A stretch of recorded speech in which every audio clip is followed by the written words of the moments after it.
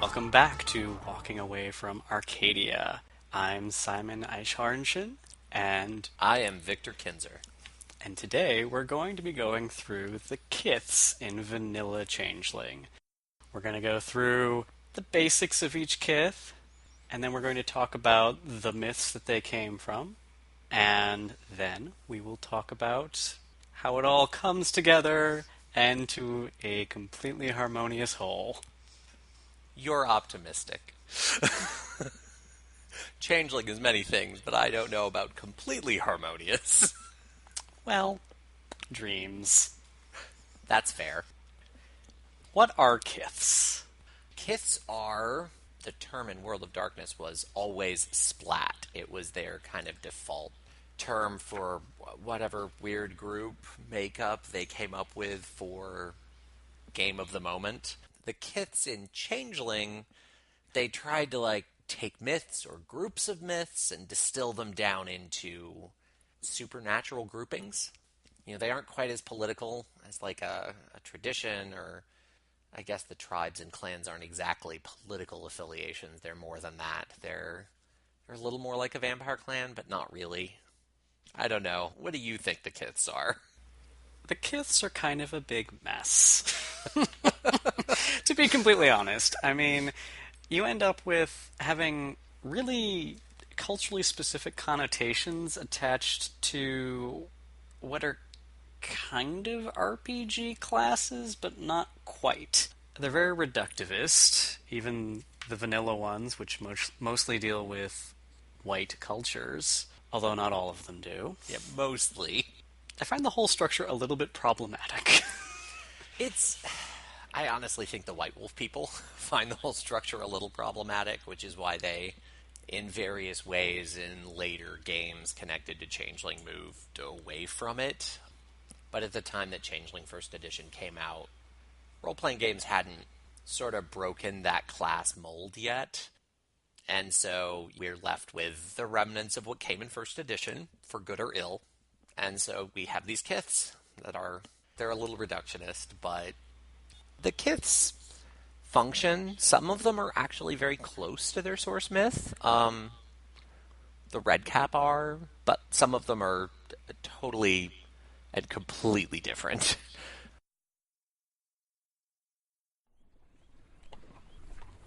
Silly girl, that's Harry Meg. She can reap a field in the space between midnight and summer dawn, carry home a lost cow over her shoulders, and chop the winter's wood before a strong man can splint the evening's kindling. There aren't many like her here. Brownies prefer to choose a household or a territory and not stir from it, not even on the orders of the she. So, what do you think of Boggins? It's interesting because, I've always played Boggins as house spirit, and they have kind of okay, I'll just say it. They have a little Tolkien Hobbit glimmer to them. But, everyone has heard stories about brownies and gnomes, and if you don't look at it too closely, don't think about the name, they work. They fit an idea that especially modern people have about short, home-oriented, halfling spirit things. And then I looked up Boggin. What is Boggin? And it was an enlightening experience. As it turns out, Boggins are bog spirits. They're spirits of the bog, as in a swamp. They're basically rotting waterland gilly-doo. And I read it and I looked and I said, there's got to be some other reference to Boggins as house spirits, and there really isn't. In the game, when you get into the sort of super unseelie Thalane reflection of Boggins, Bogarts. If you look up Bogarts, they're really actually house spirits, even though they're not in Changeling, which is a weird choice. Bogarts are kind of nasty, troublemaking house spirits, but they're house spirits. And so, it's so if you have a super unseelie Boggin, they're basically a Bogart, so that kind of maps. But Boggins are animistic, nature-oriented bog spirits. So yeah, I was left feeling a lot less resolved about the kith than I did when I started doing the research. looking at the Bogan write-up itself, their birthright is the ability to do handiwork. They don't do, like, mechanical work. They do making shoes, making home, making craft work, basically. And they have the capacity to gossip with supernatural effectiveness, which is, Very well, Tolkien. yeah, it's also very domovoi, which is Russian. And they obviously had no trouble pulling from non-Irish cultures, or I suppose non-Isles cultures, because some of the names point to Wales and Scotland. They didn't go that way with the one that had a perfect analog with what they were aiming for. Yeah. A domovoi is the beneficial spirit of a house that's well cared for. And they gossip. Well, and Ugh. and so to get into framing, I think I would have liked it more if they had framed the Kith and said, this is the most common name for them, but here are all the different names these Fae are known by in the various cultures that they are common. And if they'd made them sort of big buckets of myth officially in the game, I think it would have worked a lot better. Because it could have been, are you playing a Brownie? Are you playing a Domovoi? Are you playing a Bogart? And it had been a more open, creative automatic invocation of subtype. I think the Kiths would have worked a lot better. And I think the Boggans are the perfect example of that. Right. There was a really good moment in War for the Oaks where the main character, she stumbles across this Bogan in a swampy, wet, muddy place, and the Bogan follows her home and has to repay this blood debt to her because the Fae hate being indebted to another, and it does it in the only way it knows how, by tidying. And it wasn't a trait of Boggans in this case. It was a trait of this particular Bogan who lived in a park in the city. And so that gets back to Boggans as spirits of a bog. That's very local and animist.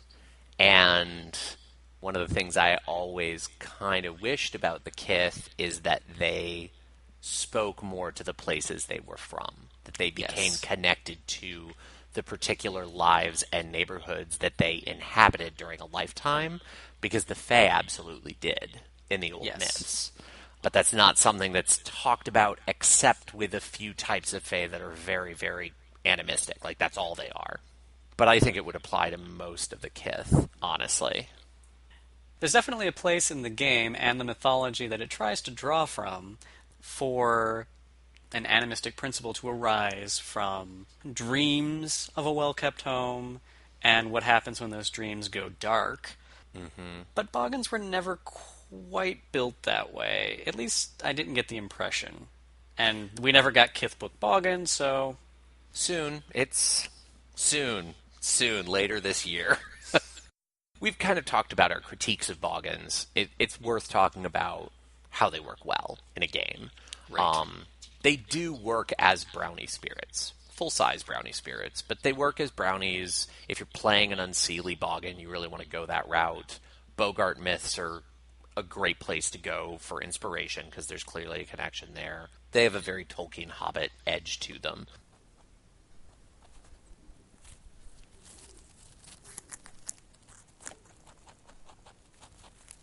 Little Bonnie Puka, hopping through the forest. Built myself a leg trap, now I got a rug. In the way that Boggans are tied to homes and the craft work that goes on in the home, knockers are tied to mechanical and manufacturing craft work. They're much more focused on products that have moving parts, are made of metal, and they have a sort of arrogance to them that allows them to really kind of detract from the similar but also different domain of a Bogan.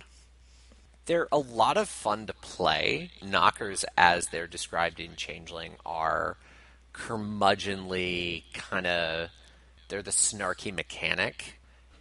I've never played with a knocker that wasn't arguably the most entertaining character in the room, even if they weren't the most innovative character in the room. And it's interesting when you look at their source myth, they're one where it's definitely a modification. They're not their source myth, but you can see the line. The knocker, knacker, buka, Tommy knocker, there are a bunch of different names. They were originally Welsh, Cornish, and they were, these little sort of goblin things, and they lived in mines. And they were kind of like, gremlins before, more advanced technology like computers. They caused mischief. They caused trouble for the miners. There's a lot of mining in the UK. And so I suspect knockers, as they're described here, probably a little more of a modern take. I also saw some stuff that connected them with brownies. It's clearly a similar myth, but very tied to industry. So, yeah, I thought that was interesting. Like, I can definitely see the line between mischief in mines to, like, curmudgeonly mechanic, creator of, chimerical mechanisms. I can see that connection very easily. I always read the knocker frailty as contributing to their curmudgeonness. For those who don't know, the knocker frailty is that their creations, they're never perfectly reflecting the knocker's intention. They always have a small, usually trivial flaw in them that most people won't care about. But it drives the knocker absolutely insane. And I always read that flaw as being a huge source of their attitude problem. So that kind of gets into the thing about Changeling where I'm frustrated at how much they deviated from the myths, but some of it I understand because Changelings are also half human. And so they were really trying to create something that tapped that, because that's something that I know a lot of people that struggle with. Like, if they don't feel great about their own work, they'll sort of tear other people's work down. And that's very much something you can tap into as like a person making a character that you're going to actually relate to in a role-playing game. I think that's part of what makes the knockers so easy to play. I think they're honestly one of the easier kiths to kind of dive into and play.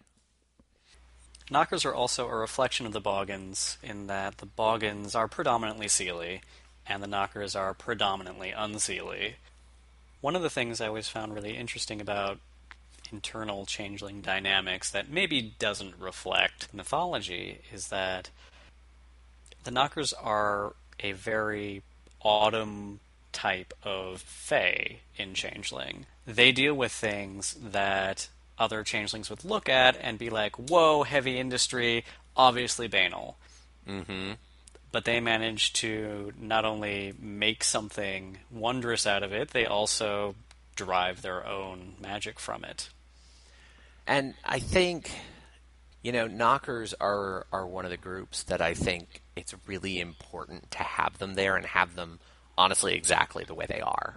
They're one of my favorite kiths, in that you need that hook because it makes you question what banality is. And there's some questioning what banality is. It's not always explained well. But this is like the in-character, in-world question. Well, what is banality really? What is creative and new and vital to one Fae soul, one person, is banal and horrible to another. And as soon as you introduce that in something as fundamental as one of the core kiths, it creates some really interesting story dynamics. And I like how the knockers sort of illuminate that. Well, breathed the apparition, it lives. Who? What are you? Eddie croaked. She raised herself onto one arm, and the pain in her head made her squint. I'm gonna scream for the cops. The water woman gave a gurgling laugh and bowed to her. Next to Eddie's ear, the deep voice said, Do it then. Eddie turned and found the dog watching her, tongue lolling over its wolfish teeth. The dog talks, O Lord. Summon your police, the dog continued. its lips working in horrible parody. What will you tell them when they come and find a dog and a pool of water? It gestured with its muzzle toward the fountain.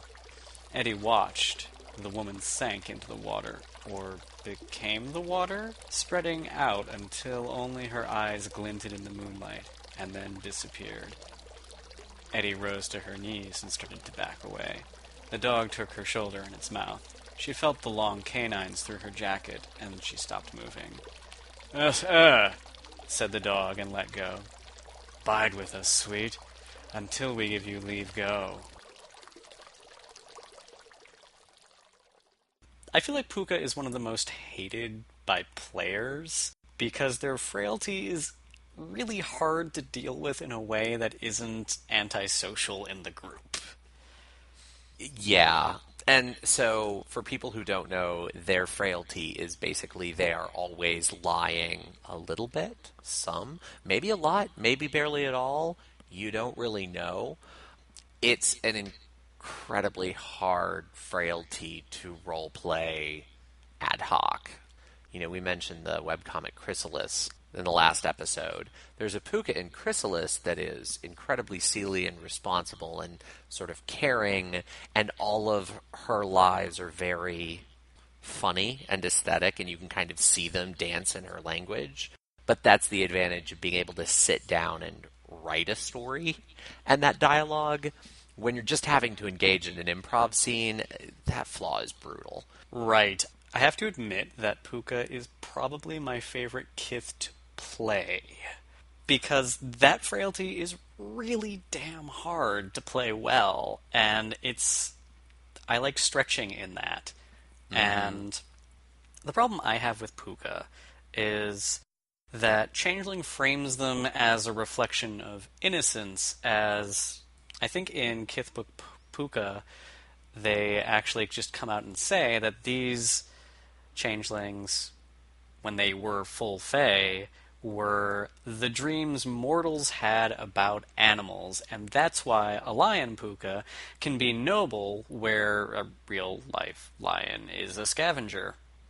For those that don't know, that aspect of the dreams of animals, every Puka can be a human, mostly, or they can be a very specific animal, and they can transform back and forth. It's one of their birthrights. It's honestly one of the most useful, powerful birthrights that anybody gets. The ability to just physically, it's a wild effect too. As long as no one sees you when you're doing it, you can physically transform. And the vast majority of Pukas are reflections of animals that human beings have a lot of experience with. Up until the 90s, I think, most Puka were either domestic animals like dogs, cats, or things that farmers would run into or had on the farm, like horses, coyotes a little bit, although that gets into weird World of Darkness overlap territory that nobody likes to talk about. And then you have the really exotic ones, which were set up as being really rare, and then they gave an in-canon explanation for why that was, that made the Puka really, really sad. Because when a Puka's real-world animal species dies off, the Puka stops reincarnating. Yeah, I remember reading that. I really loved that addition to the Puka. You know, I don't tend to be one of the people that's like, oh no, we should make this game as dark as possible.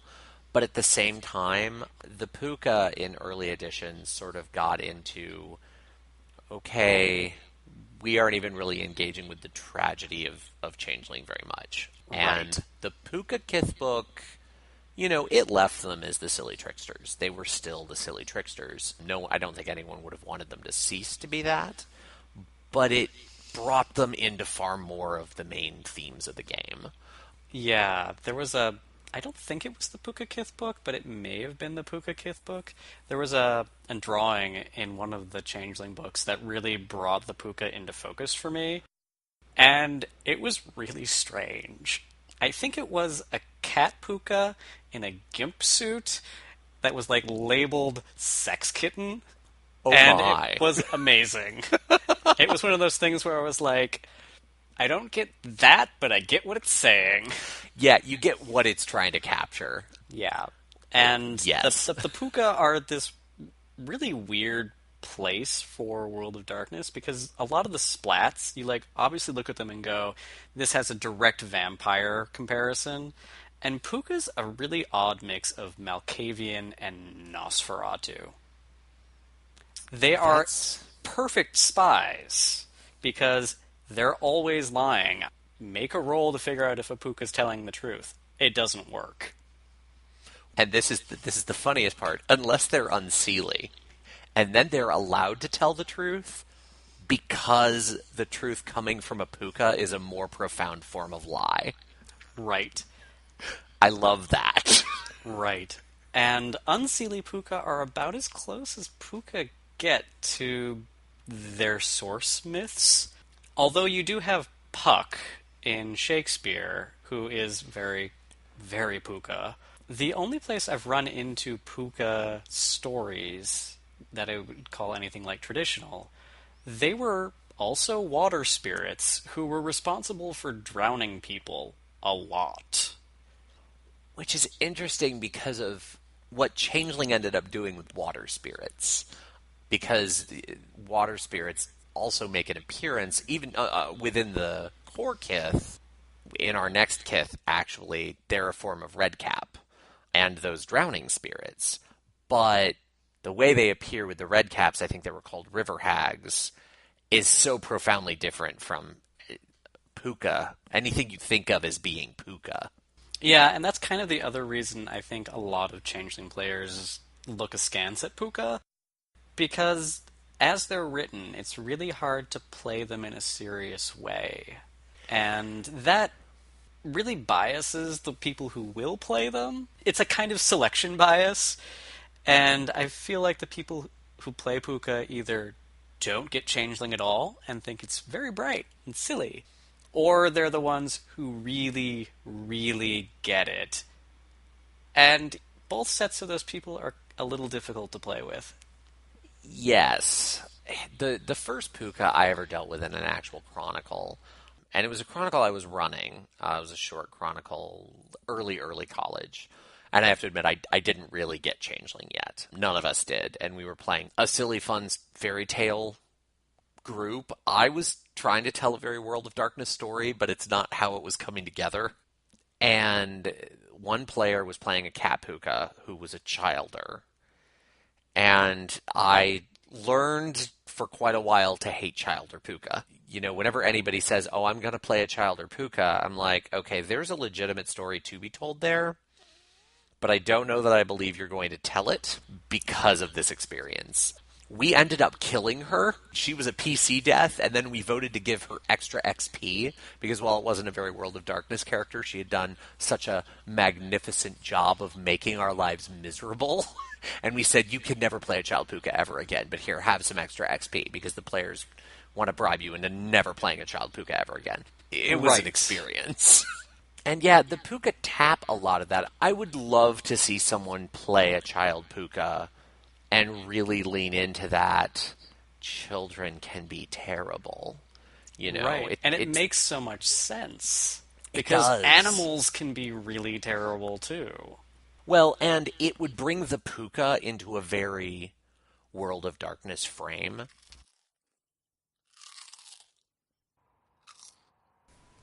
Normandy, June 1944. Under starry skies, Stadtführer Hans Heydrich stood tall in the cupola of his Black King Tiger tank. Unlike many of his comrades in the Waffen-SS, inhuman men who sought to conceal their atrocities behind the veneer of Teutonic duty and respectability, the sable-clad red-cap colonel proudly displayed his crimes for all those with eyes to see. In the dream-lit halo of Kenning, the liquidation of the Warsaw Ghetto and the shadows of the Order-sur-Glane massacre glistened around him like crimson cobwebs. Garlands of skulls festooned his pet tiger, and its treads, sticky with blackened blood, tore deep claw marks in the idyllic French country lane. Heydrich smiled as he passed the ramshackle contours of a gutted school building. He rarely gave it a second thought these days, but he had been a small-town schoolmaster himself before the war. A nobody. Over 15 years ago, however, the black dreams of National Socialism had rekindled his true nature. Exposing twin rows of razor-sharp teeth, the colonel gave a wolf's smile to Lieutenant Bach, who rode nearby in an accompanying half-track. Hungry red eyes gleamed coldly in the moonlight as the two redcaps silently communed over the feast of carnage they would soon bring to the unsuspecting hamlet below. So the next kith, which at least in my experience is one of the kiths that is the closest to its source myth, are redcaps. So redcaps are really one of the only common kith that have a very specific place in the politics of the Fae. They aren't the only, but they're kind of an exception. And redcaps are probably the darkest myth that they just went whole hog and pulled in. The original redcap myth is they were these monsters that would go out and they would sort of haunt in a house and they would just murder people.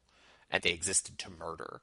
And they would kill people and drain their blood, and they all had a cap, a hat, that they would dye with the blood.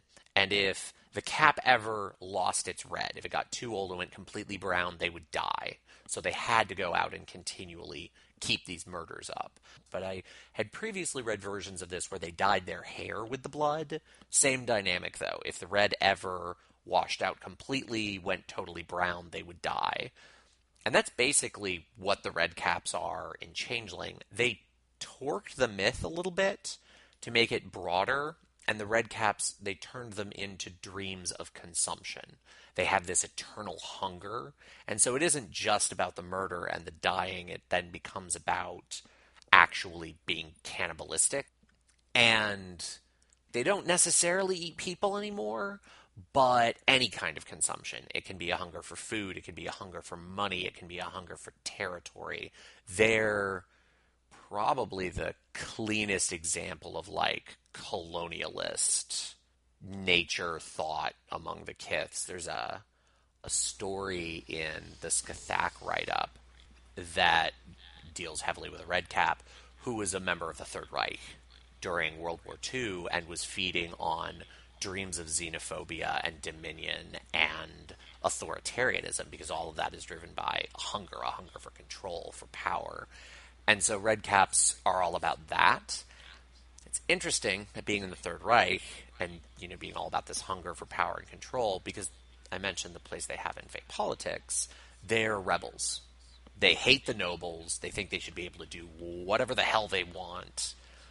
It kind of makes sense, the World War II story, because as with so many people who feel that way, they feel that way when they're on the bottom. When they're on the top and they get to just consume everything, they don't want anyone else mucking with it. So it still kind of fits the dynamic, but they're just this really interesting, visceral, angry, terrifying, rebellious mess.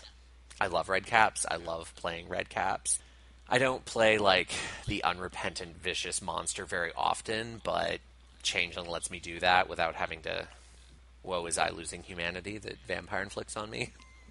So, yeah, those are redcaps. They do an interesting number on any story they get included in. I really like the idea of playing a redcap who embodies hunger or need. I feel like that doesn't get done a lot, though, because most people who play a redcap go straight to, I'm a monster, and don't really look at what kinds of monster flavor you can put on that. Yeah, I would agree with that. I love the redcaps. I fell in love with them late in my experience with Changeling, and the one time I've gotten to play them was actually in the one-shot that you ran. God, that was a couple years ago now. And right. I had a lot of fun with it, but it was a one-shot, so I was only able to get so far with it. Now, as a storyteller, I've run them as gangsters in 1920 Chicago, and that fit really well, because it was absolutely that hunger for dominion. I ran them as fighting with Capone, trying to control the alcohol markets because it was during Prohibition, and going back to that need, that addiction, and they were feeding that in these people where that was their only, like that was their whole outlet because their society had told them they were wrong for wanting it. And I really loved that idea of putting red caps in that place. So yeah, I think there's a lot of potential there. That angle is written up really well in the Red Cap Kith book, but I agree I haven't seen a lot of that conversation from players. And the one other Red Cap player I had in a Chronicle I ran when I was younger definitely did not take that angle, which is unfortunate. That angle puts the Red Caps into direct competition with both the Trolls and the Sidhe, because both of those kiths, part of their thing, or in the case of the Sidhe, most of their thing, is rulership and dominion. For the Trolls, it's more stewardship, they'd probably tell you, but there are unseelie Trolls. Yeah, there are. Yeah, I don't know. I think the thing about Red Caps and kind of their relationship with Trolls is, Changeling doesn't have a lot of knuckles to the ground combat sort of concepts. There's a house or two of Sidhe that are noble warriors as opposed to just nobles.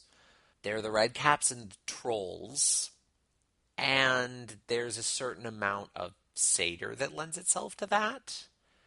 But that's kind of it. I mean, you can take any of the kiths and make whatever you want out of them. I mean, it's the nice thing about World of Darkness is these groups aren't really character classes, so you can decide to play like a super elegant, stalking puka ganger who's great with guns, but it's out of type. Like, it's not where that's been designed to be highlighted in the system.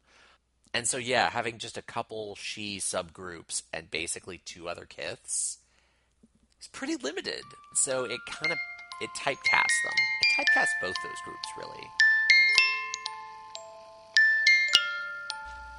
I adore children, but I could never eat a whole one. Still only joking. Here, young guardian, a gift, so you don't turn out like him. And then moving from the Red Caps into another one of the predominantly unseelie kiths, we have the Slua, who are, in Changeling at least, another spy type more than anything else. Kind of like the Puka. They don't have shapeshifting, but they do have the ability to alter their bodies in distressing ways, which that contortion makes them better spies. And they also, like the Puka, have trouble talking because their frailty doesn't allow them to speak in a particularly loud voice. Yeah, and the last thing, it's interesting because none of that is connected to the Slua Swordsmith at all. But the last thing that makes them really good spies is the hook from their Swordsmith, and that is they can talk to the dead. There's no particular special power they use. They just, all the time, they see the land of the dead, and they can talk to the dead full stop, which is really useful if you're a spy. Because as long as you're not spying on a necromancer, nobody can see the dead, but the dead can see you. It's this interesting random hook into one of the other games. Changeling doesn't get a lot of hooks into the other games. And the original Swordsmith is basically the Slua were ghosts. They were the dead. They're really full stop. Sometimes they were dead Sidhe. Sidhe, original term, not Sidhe, the Kith. The Sidhe referred to really all of the Irish Fae. Sometimes they were dead people that had kind of been pulled into the magic of the Fae and been transformed instead of moving on like they should have. But they were always connected to death. And then in Changeling, they decided to make them boogeymen. When you read the Slua Kith book, their opening fiction is all about how they were the Fae that parents would threaten their children with. Oh, if you're not nice, I'll leave bribery out for the Slua and they'll come and take you away and torture you. And kill you and whatever. And the story they told about why they can only talk in a whisper is they had an agreement with the Tuatha De Danann where they weren't actually allowed to harm children. They would terrify them. They would do awful, horrible things to them, but they couldn't actually harm them. And then there was this one kid that found that secret out and was just a royal brat and just taunted the Slua and mocked them while they were trying to terrify him. And they got so angry, they accidentally drew one drop of blood from him. And the Tuatha came in and just ripped their voices out in retribution for breaking that oath. And then that poor kid, once their hands were no longer tied, he got it. It's an interesting story in that it kind of ties Changeling into the whole Brothers Grimm fairy tales or cautionary stories for children. It's weird because that's very German, and the Irish fairy tales weren't so much that. They're this weird mix of all kinds of stuff. Yeah, and just the second edition core book goes out of its way to point out that they're Russian, which What? I don't know where that came from. But they're not.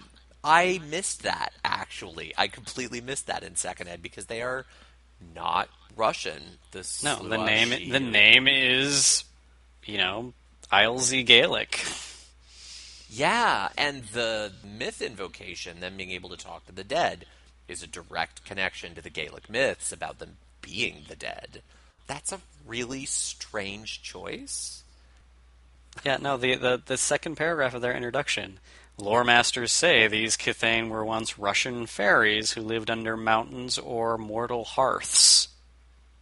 That runs counter to their entire Kith book. And I love their Kith book dearly. That's, I guess... No, I've never found a Russian story about something like a Sluagh. Yeah, that's very strange. And putting them under mountains and in hearts is also very strange. Irish. Yeah, it is. Because if they are dead she, there's that association with the she mounds. Well, the she were the mounds. The Fae were the Aushi, or the Sluagh she, or she was an aftermarker that got put on a lot of these myths' names. And it was spelled 50 different ways, but it was always pronounced she. So, yeah. And there's some false friends in there, too, because I remember doing some reading on she, the fairy, and she, the wind. And everything I read was very careful to point out that although the she do have some control over the wind, they're not the same thing, and linguistically, this is just a thing people did to amuse themselves with funny wordplay. Because people love funny wordplay. Well, also banshee is a she reference. That's the use of that word. So, and the banshee... Banshee literally comes from fairy woman, Bon, and she. Yeah. So that's interesting. That Russian connection is going to bother me now for days. Thank you for putting that tick in my head. But yeah, the Sluagh are interesting. The other defining characteristic about them, and this is the one really Seelie thing about the Sluagh, and this is also very Irish. They are exceedingly painfully polite, and they will love you if you are also polite, but they will hate you the instant you screw up your etiquette roll. You do not want to botch an etiquette roll when dealing with the Sluagh. Right, and in that way, they've got a lot in common with the Boggans, because as spirits of hospitality and all that fun stuff, they get really offended when somebody takes advantage of their hospitality. And the Sluagh, in a lot of ways, are the vengeance in that scenario. They are. And I feel like, in a lot of ways, the Sluagh, I don't feel like they've been poorly written. I actually think they've been very well written, but I think they've been poorly served by superficial understanding of the Kiths, because I've run into people who are, they wanted to play the dark, punk rock, hardcore, dark Kith, and what floated to the top of the pile, the Sluagh, they look goth, they look gross and they're unsettling, and then they make their character and they're like, wait, I never talk above a whisper and I'm super polite and let's do tea time. And it doesn't always go well. Yeah, I have always found that the she make better goths. They do. Because they really do.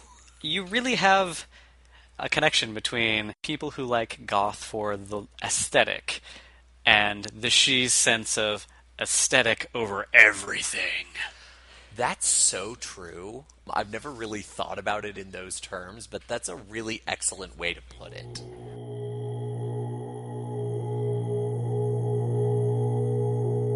The old troll sat in Yarnvadir in the east of Midgar and bore the brood of Fenrir. Among these one in monster's guise was soon to steal the sun from the skies.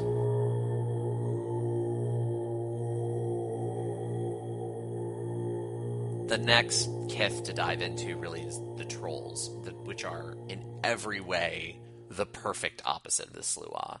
Trolls in Changeling, I want to describe them in Changeling before I try to describe the myths, because they are also probably the least like their source myth of all the kiths. Trolls are giant, muscular, honor-bound knights. Even unseelie trolls are still, their frailty and their birthright are all wrapped up together in their oaths and honoring them. The trolls are basically huge knights devoted to protecting the nobles or individual wards, and they're by and large loyalists. They're loyal to the nobles, as opposed to the redcaps who hate the nobles. And I just can't think of anything that is more distant from actual troll mythology. I tried desperately to find any troll myth that would give me a connection to this super noble, powerful knight, and I could not. I could not find anything.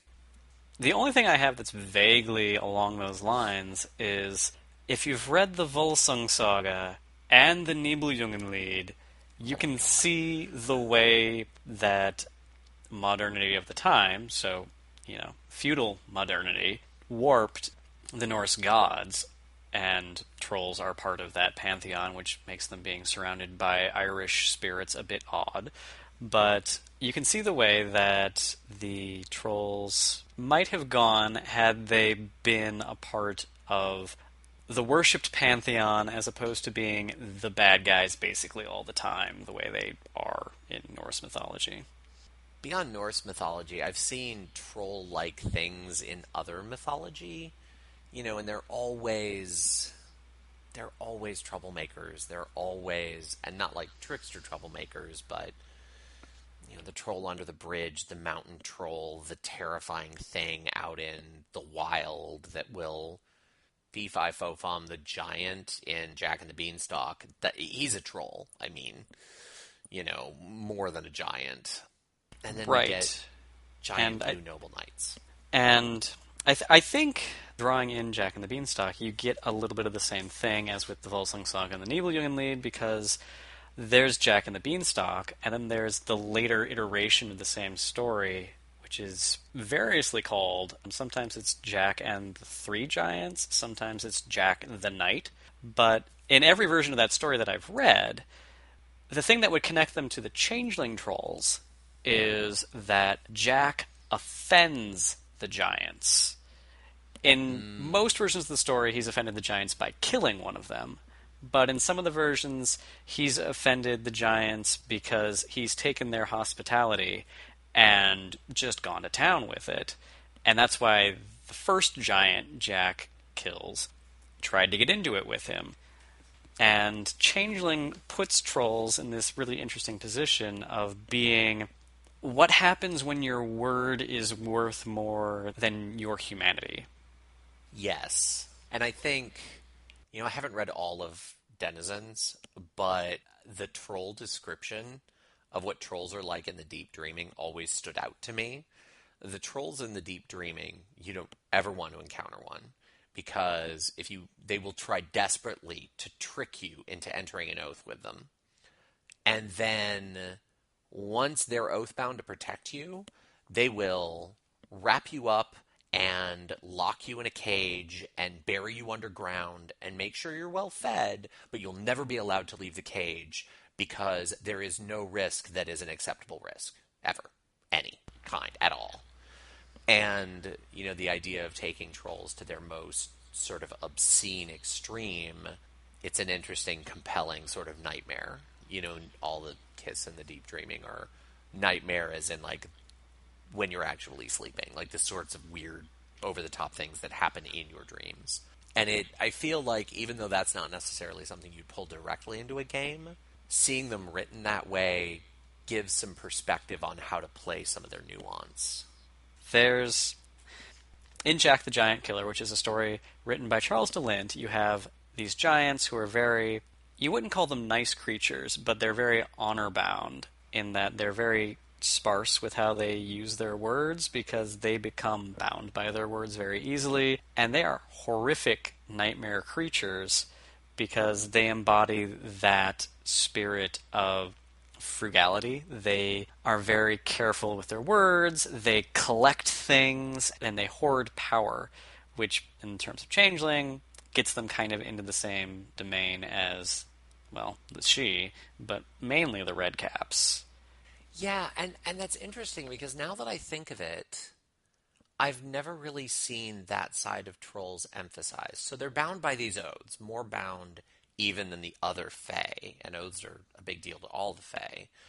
But I've never seen any writing on them that talks about them being sort of obsessed with what they promise and what they're willing to say because they'll be so bound by it. But I feel like that should get some word count somewhere because it would really sort of open up and illuminate a far more nuanced and kind of unnervingly paranoid way to play them, because they tend to just really lean into the paladin syndrome, and we haven't talked much about unseelie trolls. They do exist, sort of like Seelie Redcaps. They get a little ignored because it's always that honor-bound paladin thing. Tell me, Muse, concerning the dear son of Hermes, the goat-footed, the twy-horned, the lover of the din of revel, who haunts the wooded dells with dancing nymphs that tread the crests of the steep cliffs, calling upon Pan, the pastoral god of the long wild hair. Lord is he of every snowy crest and mountain peak and rocky path. Hither and thither he goes through the thick copses, sometimes being drawn to the still waters, and sometimes faring through the lofty crags. He climbs the highest peak, whence the flocks are seen below. Ever he ranges over the high white hills, and ever among the knolls he chases and slays the wild beasts, the god with keen eye, and at evening returns piping from the chase, breathing sweet strains on the reeds. In song that bird cannot excel him, which among the leaves of the blossoming springtide pour forth her plaint and her honey-sweet song. With him, then, the mountain nymphs, the shrill singers, go wandering with light feet and sing at the side of the dark water of the well, while the echo moans along the mountain crest, and the god leaps hither and thither, and goes into the midst with many a step of the dance.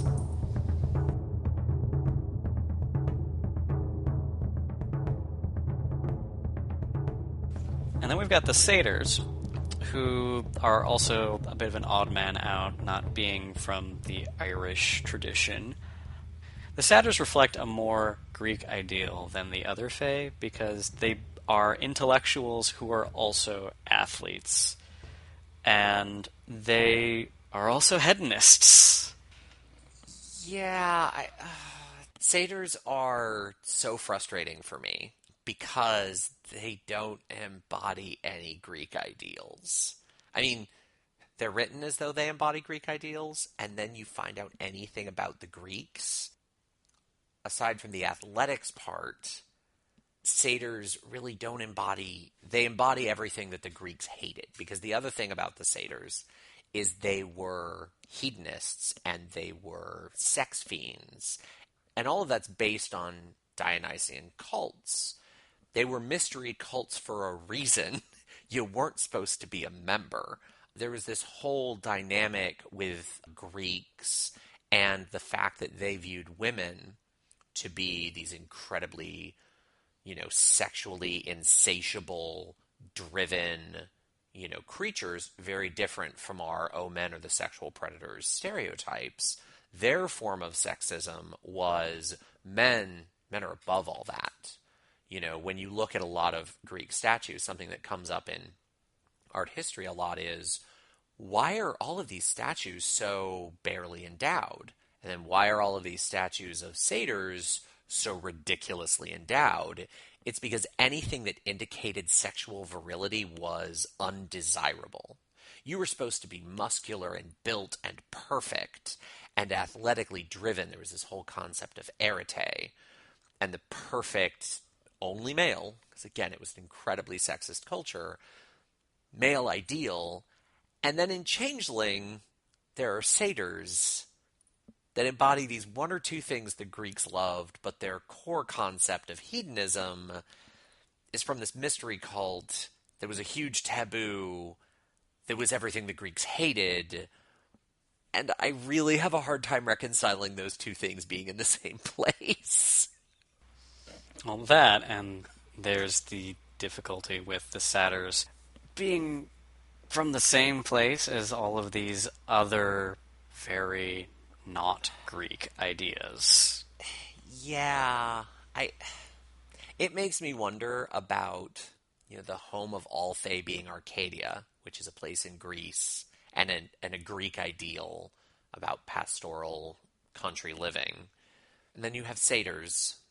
The other thing that frustrates me about satyrs is there are fauns in Celtic mythology.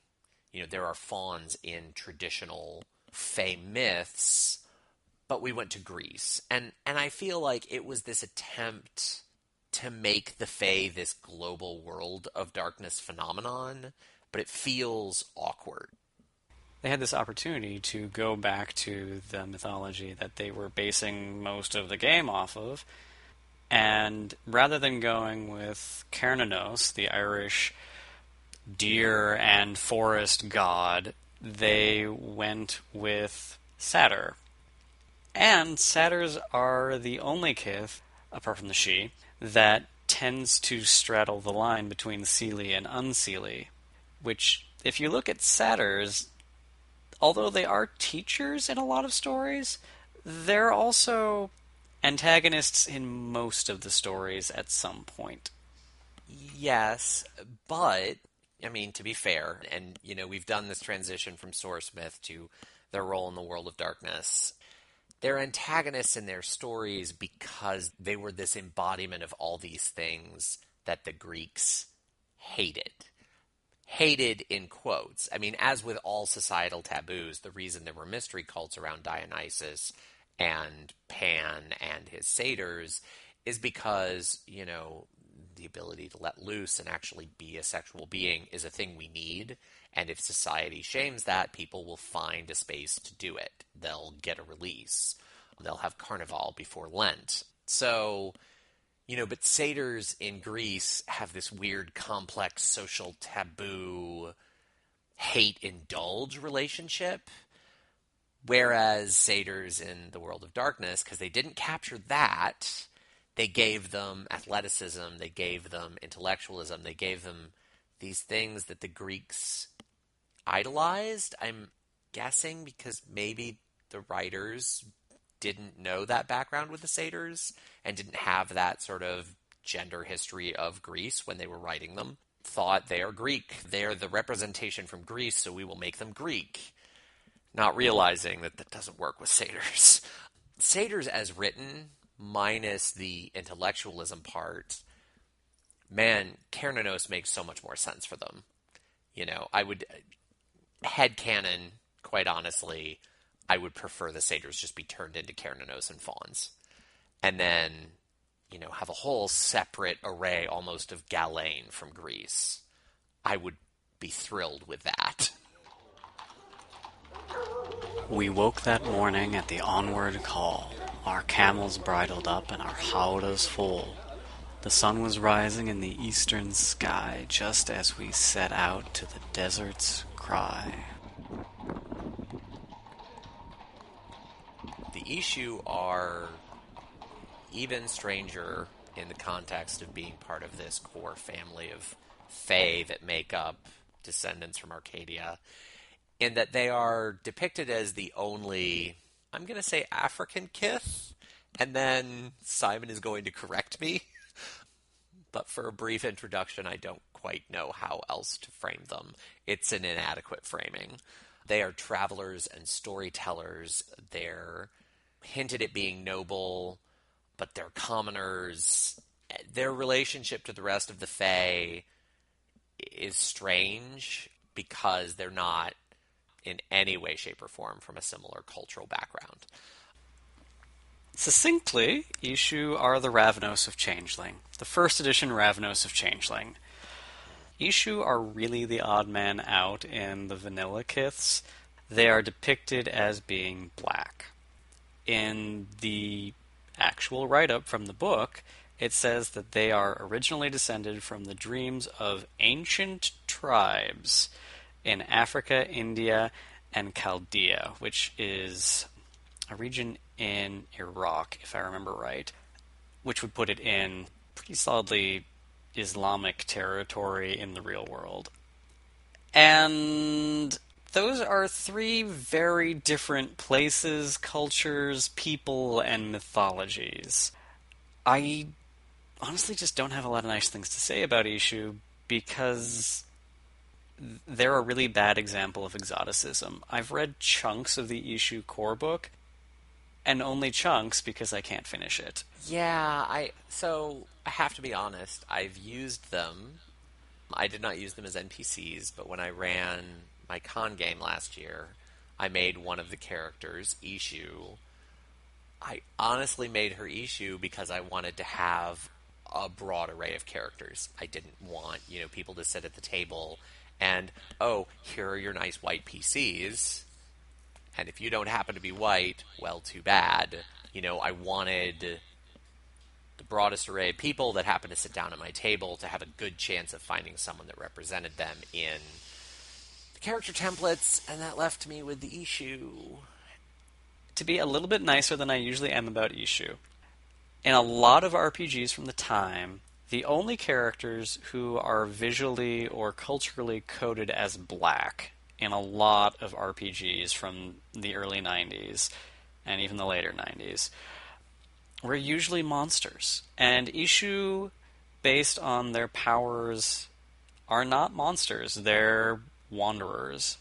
And to recognize where Ishu comes from, the word, Ishu is a Yoruban deity. And the pantheon that the traditional Yorubans worship is known as the Orisha. Yeah, and I would really love to see some of this written by a black person, someone who lived this. And the Orisha spawned a bunch of different religions in America. Well, the Americas, more properly. Like Ishu, his other name tends to come up as Legba, or Ishu Alegba, or Elegua, and just right there, you've got at least 3 different religions that are currently practiced in the world. The person of that god has almost nothing to do with Ishu as presented in Changeling. And I get that the internet wasn't a thing yet, and research is difficult to do, especially when you're doing it in the library. But that they used the name means they read something somewhere. This also gets back to something that's kind of unique about Changeling. I won't say unique, it affects Wraith as well. Changeling never got a revised edition, and it is the game that has taken the longest to get a 20th anniversary edition. Not the longest to release, but the longest to start work on it. And White Wolf has done a lot of work to improve some of the things they messed up early on, that they messed up just because they didn't understand. The Ravnos have been through so many iterations. I think they actually finally got them right in Dark Ages Vampire. They really avoided a lot of the problems with the Ravnos while bringing back some of what made them interesting in early editions. But it's taken a lot of work and a lot of revision and a lot of word count to get there, and Changeling hasn't gotten any of that. There's been a willingness to expand and expound and rewrite some of this early stuff in the more recent editions. I have hopes for C20, Changeling 20th, but my big hope is that they keep doing it. They're not going to fix these things in one book. I really hope we get a full line where they're willing to go in and change some of this stuff.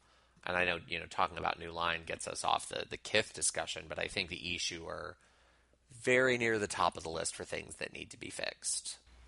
I've read a bunch of reviews of the issue Kith book, and people tend to love them because of what Changeling did with them. That spirit of adventure that they're supposed to embody in the Changeling version really has a lot of resonance for people. It's just they dressed it up very strangely. So this goes back to a much broader cultural complaint that I've heard consistently is a lot of times when there's a problematic example of something, you hold it up and a bunch of people will be like, well, what's wrong with that? That's not negative. That's a good positive thing. And when you dig into it, the problem is, yeah, but it's the only thing. Yeah, that's true. And it's the only Kith that Africa, India, and the Middle East get. And they have to share it. Yeah.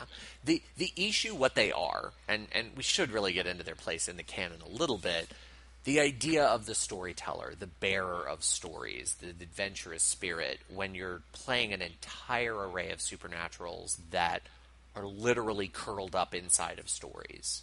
Either they're born directly from the story, or they're a supernatural that, in order to survive, disbelief, wrapped themselves up in stories to survive, and that's how they navigated disbelief. That's intentionally unreliable narrator in terms of which it really is, but in either of those cases, the role the Ishu play is vital and important and necessary in terms of a whole Fae culture, but trying to use that as a catch-all for 3 continents worth of stuff. Yeah, you've got the really majority of the world's population there. Yeah, exactly. I would love the issue if they were much more narrow, and if we had an entire array of Galen that represented, honestly, more than the Orisha. I mean, the Orisha are fantastic, but there's also a tendency, especially since there have been some art projects recently and some other things that have sort of brought the Orisha into public consciousness. The thing I've been aware of, and I've even fallen victim to this in a couple of conversations, of like, oh, the Orisha, the gods of Africa. Well, Africa's huge. And I didn't say that, but when the topic of African deities came up, I immediately defaulted to the Orisha. Yeah. In this conversation I was having. And someone pointed out, like, the Orisha are great, but, big but. It's like, yeah, that's a good point. And it's a tall order to ask World of Darkness to treat Africa as myriad as it really would be, because they can't even do that with Europe. Mm-hmm. But it still kind of needs to happen. Yeah, it's really frustrating for me as a storyteller to be like, hey, I love this game, and then have my black friends look at it and go, yeah, not this game. Yeah. Like, maybe if we get back to D&D. Because, like, D&D actually did a lot of really good work getting rid of their, we have the orcs problem. Yeah, they did. And especially in 5th Ed, and there's been a lot written about the progress they made on improving representation in 5th edition. They still have that whole drow problem that I'd love to see them unravel, but yeah. I agree. Yeah, I think a rewriting of the issue to pick a culture and invoke that culture, and then the inclusion of a full array of Fae beyond that, and a solid story that gives them roots that aren't in Arcadia, and then gives them a story that how they, through their travels, politically got entangled with Arcadia, instead of, oh yeah, we're from this place that all these Celtic and a couple of Greek and a couple Norse myths are from. Oh, are we? Really? Are we good? We're going to stick with that? That needs to be unwritten. Yeah. Ishu's domain in proper religion is he's kind of a chief deity. Like, Oh, yeah. he's the person that you invoke when you need to call other gods, because without him you can't do that. Yeah. I mean... Which is it's the only connection I have for Ishu, the Ishu Kith, to the original story, is the Ishu Kith revolves around travel, and you have this god who you have to use if you're trying to contact the other place.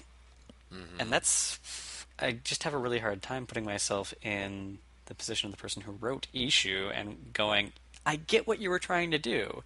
I can't do that. With the other kiths, like with Puka, or with Slua, or even the trolls, like I have a reasonable degree of certainty that I may not be right, but I bet I'm close on what they were trying to do. Yeah. I mean, even the satyrs, much as I complained about them, all I really need to do is make them fawn, tie in Cernunnos, maybe reframe the intellectualism because we're not invoking Greece, and that's not the same kind of lift. Yeah. And with Ishu, I don't know how to do that without a complete do-over. Yeah, I think making them a faction of Ghislaine is the thing that needs to happen. Realistically, Africa, India, the Middle East are huge places. They're not the same. So, with all of these kiths, and we talked about this a little bit earlier, the Ishu, especially because of how many different things they can be, but also, boggans and redcaps and all of the other kiths, one thing that can be a really convenient golden ruling is just to say, these are how these kith are commonly known in cultures that play a major part in the world. This is how they're known in the Isles with satyrs. This is how they're known in Greece, but you can use the rules for them for any myth that sort of fits into that kith and say they're known by these other names. And they'll show up all around the world where those stories and those dreams are strong, but they'll show up the way they do in that part of the world in their myths. They'll have a slightly different look, or they'll actually have a different cultural relationship with their dreamers, but they're still fundamentally part of the same broad family of fair folk. And if you treat them that way, I think you can get a lot more use out of the commoner kiths. Unless you're going to go all the way to just adopting Dark Ages phase open creation system. And there's definitely some value there as well, but that also involves retrofitting a somewhat more complicated and slightly unfinished system. I love Dark Ages Fae, but it needs a second edition, I will say. I would love to see a second edition for it. Yeah. But it's a good starting point for opening the world up a little bit more. Yes. And hopefully you will join us next time when we talk about the Shi, which open the world up quite a lot with only one culture. Amazingly enough, they really do. Thank you very much for listening. This was Walking Away from Arcadia.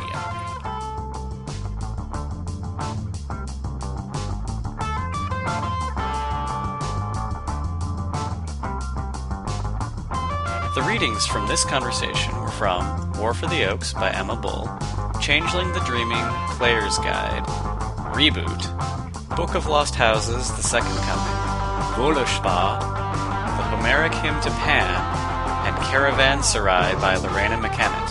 The music from this conversation was LSD by Monplaisir and They Long to Be Close to You by Burt, Bacharach, and Hal David.